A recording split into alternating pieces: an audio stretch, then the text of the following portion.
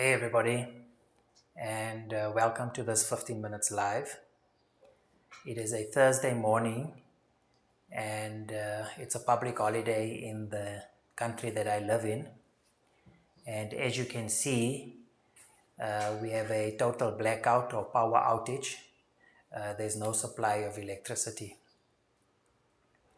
Now, we have been experiencing power outages in this country for a number of years now, but nothing to this magnitude.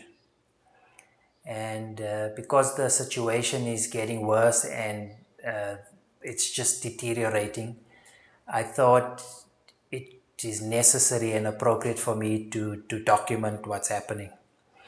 It's actually a shame that I haven't started earlier to document the situation, so we could have had a number of episodes and series already in terms of how things have developed. So I'll be making a number of these videos just to come online and talk about the current situation, and hopefully the situation gets better, and then my next videos and the reports that I would be giving are more positive in the right direction. And but whatever it is, whether it gets better or whether it gets worse, I'll still continue to make a number of videos on this subject. So we're currently in stage 4 load shedding, and there's stage 1 to 6. We're currently at stage 4, and I assume that stage 6 is a national outage, total blackout, and it's a total non-supply of electricity to the country. We're at stage 4, and we are very close to that stage 6. And this is really concerning to me, and this video will just give you the current state. This video will just tell you about the impact this has on me personally and the country as a whole, and how does it affect and what's the behavior or the response of people to the situation. So load shedding, yes, what load shedding is, it's basically shedding or cutting off the load from the national grid. And the simplest way to explain it is the country is unable to generate enough power to supply the entire nation. The country just don't have the capacity to generate sufficient or enough power to supply. So what they would do is they would cut off certain areas from the power grid, and then when this comes up, they will cut off another area, and so they would do this disconnect from the grid in pockets. And this is to allow the generation or what the country is able to generate to be able to supply, while others are being denied access to power. So stage 4 means that you are cut off. When you cut off from the grid, you are cut off for a total of 8 hours out of a 24-hour period. So that's 1/3 of the day you are left without power. And the 8 hours are split into 2. So you had 4 hours during the day, and then you would be cut off for 4 hours during the night. But I think we as citizens of this country has just accepted it, and yeah, there's no power, they are cutting us off. But I don't think anyone has really explained the seriousness of the situation. And I've realized the seriousness. I also didn't take it as serious as it is, and I was just accepting we cut off for 4 hours. You know, if things gradually happen and you kind of just accept it. But I realized the seriousness of the situation one morning when we were supposed to have 4 hours at night, and I expected the power to come on at a certain time, and the power didn't come on. And when I woke up in the morning, The power was off, and I took my phone because I still had battery life on my phone. So I took my phone and I wanted to check. I wanted to browse the internet. I wanted to go online, phone someone, find out what's happening. Do you guys have power? And I was completely cut off from my phone. I had no connectivity. I had no internet. I had no GSM or any cell connection. And I was completely cut off from the rest of the world, the rest of the country, the rest of the world. Okay, and that really scared me. It really frightened me, and I was really, really concerned. And I said to myself, my goodness, is this doomsday? Is it a national outage in the country? Are we completely offline? And then is when I realized, and then is when it really hit home, what crisis we are in, right? And I couldn't make any contact with anybody. And I got in my vehicle and I thought, let me go put petrol in my car, let me fill my vehicle with fuel. So I went to the garage or the fuel station or the gas station, as you guys may know it. And I couldn't put petrol in my car. I couldn't fuel my car. I couldn't fill my tank. The power was off, the pumps were not running, and it was just a total hopeless situation. Completely hopeless. And I felt hopeless. I honestly felt hopeless, like I'm completely incapacitated. I'm disabled. That's honestly how I felt. And I don't think people realize the seriousness of the situation. I don't think people, and a little bit later I'll talk about what's happening now, how people are reacting to this. But yes, and with the stage 4, apparently, I don't know, I've just been told that the water supply is affected. Lucky on my side, I haven't experienced any shortage of water or the supply of water, but apparently the pumps at when the area is affected, the pumps at reservoirs are affected. Water is not being pumped, so they are also running on their generators, and when their generators run out, then they cannot pump water, they cannot supply water.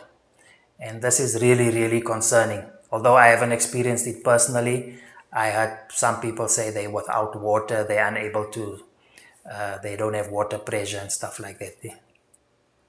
So it really, really concerns me. So yeah, the previous president, who has subsequently been removed, he came on a few months ago and he said like, hey, don't worry people, don't worry. You will never have load shedding again. That problem has been resolved.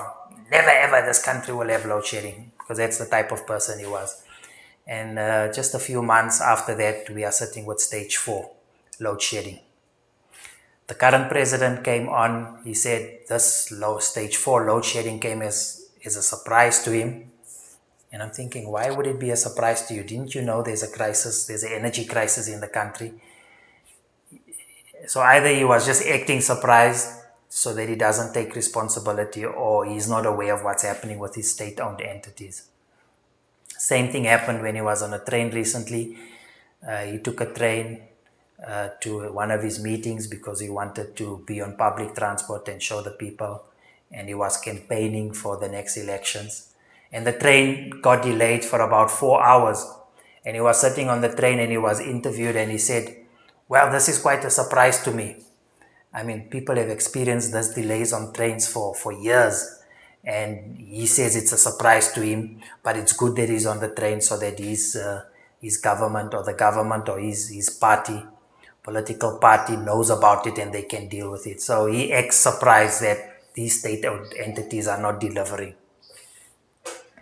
The CEO of the power utility says that, while he was apportioning blame to the power stations that are not producing the power they're supposed to produce, the power stations are underperforming, and he blamed one of the bad weather conditions on the north of Africa that affected one of the power producing plants.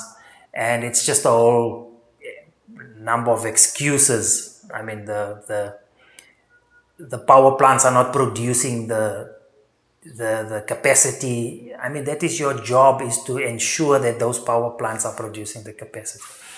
But anyway, the opposition and the critics are saying that the board is dysfunctional. The board of this public entity, state-owned entity, or the power utility, the board is dysfunctional. The board is making the wrong decisions. The board has been there for a year already, and the board is not producing. We're not seeing any results. In actual fact, since the appointment of the new board, the situation is regressing. The previous board was corrupt. The previous board had poor governance, and the state-owned entity is just not being managed properly.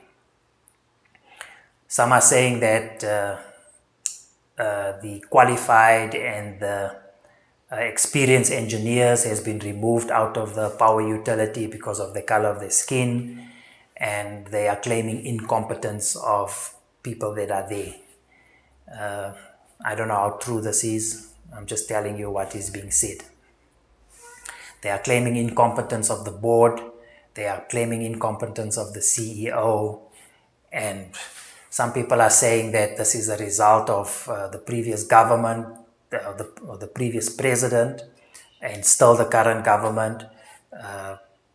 Poor decisions, poor management, lack of maintenance, that they haven't been growing the capacity to generate power.